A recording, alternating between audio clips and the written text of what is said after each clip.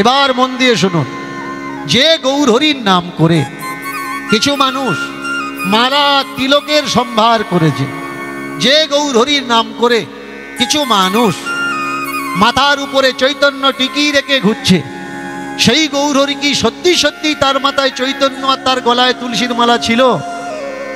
একটা প্রশ্ন আসে, আগে মন দিয়ে শুনতে হবে।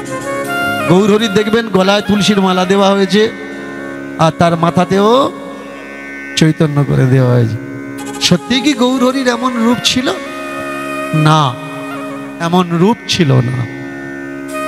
কিছু মানুষ তারা গৌর হরিকে তাদের মতো বানিয়ে নিয়েছে। এটা আমার মুখের কথা নয়, একটা বই আপনারা পড়বেন। বিশেষ করে কয়েকজন লেখক আছে, সেই কটা লেখকের বই যদি আপনারা পড়েন, আপনাদের ভুল ভ্রান্ত চিন্তা ভাবনাগুলো সঠিক জায়গায় চলে আসবে। সমর রায় বলে প্রখ্যাত একজন লেখক আছেন, সমর রায়, 18-19 খানা লেখা তার বই আছে, একটু খোঁজ নিয়ে পড়বেন। আর আপনারা বলতে পারেন সমর রায় তো সেদিনের লেখক, 40-50 বছর আগেকার লেখক, তার বই আমরা পড়বো কেন? তার বই পড়া লাগবে না। মহাপ্রভুর বাড়িতে যিনি চাকরি করতেন, চাকর খাটতেন, বাজার হাট করে দিতেন, ঘরে কাজকর্ম করে দিতেন, অদ্বৈত আচার্যের একজন বিখ্যাত শিষ্য, তার নাম ঈশান, পুরো নাম ঈশান নাগর।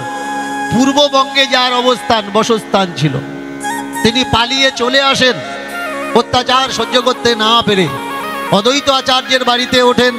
পরে অদ্বৈত আচার্যের দীক্ষা নিয়ে গৌর হরি তাকে আশ্রয় দেয় এবং তাকে ঈশ্বরমুখী করে।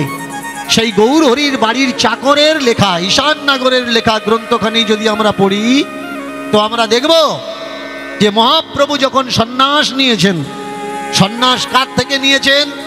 ভারতী সম্প্রদায়ের থেকে তিনি সন্ন্যাস নিয়েছেন। কেশব ভারতী, এই কেশব ভারতীর গলায় কিন্তু তুলসীর মালা নেই, বা তার মাথায় চৈতন্য কিন্তু নেই। তাহলে এখানে একটা ভাববার বিষয়, যে গুরুর কাছ থেকে সন্ন্যাস নিচ্ছে সেই গুরুর চৈতন্য নেই, গলায় তুলসীর মালা নেই। তাহলে নিমায়ের গলায় তুলসীর মালার মাথায় চৈতন্য কারা দিল?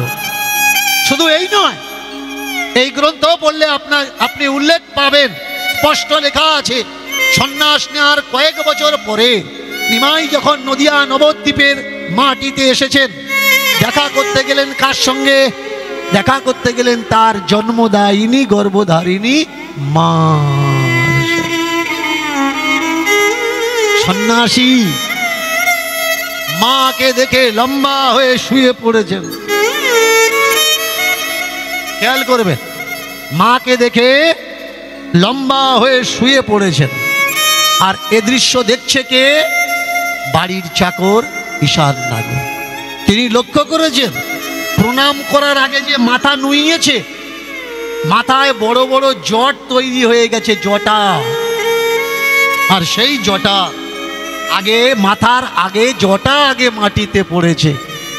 লম্বা হয়ে শুয়ে পড়ে নিমাই মায়ের পা দুটি ধরে কাঁদছেন যে মাগো, আমি তো সন্ন্যাসী হতে চাইনি মা, তুমি আমাকে সন্ন্যাসী সাজিয়েছ। আমি হতে চাইনি, তোমার জেদের বশে আমি সন্ন্যাসী হয়েছি। এবার বলুন কার কথা মানবেন? একদল লোক বলছে নিমাই রাত্রে তার মা ঘুমাচ্ছিল, বউ ঘুমাচ্ছিল, তাদের বলেনি, লুকিয়ে চোলের মতো কাপুরুষের মতো পালিয়েছে।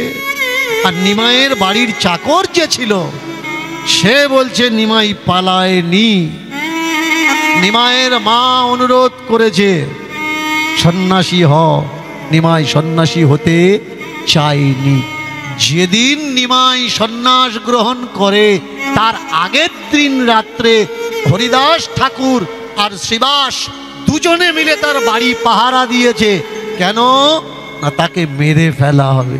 দুজনে মিলে লাঠি নিয়ে সারা রাত জেগেছিল।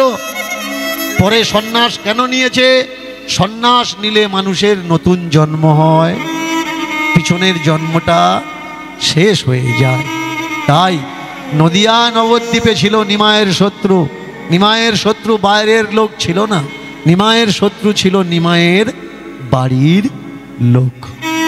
আর বর্তমানে আপনারা যারা সাধু বৈষ্ণব বলছেন, যাদেরকে ভালো করে শুনবেন,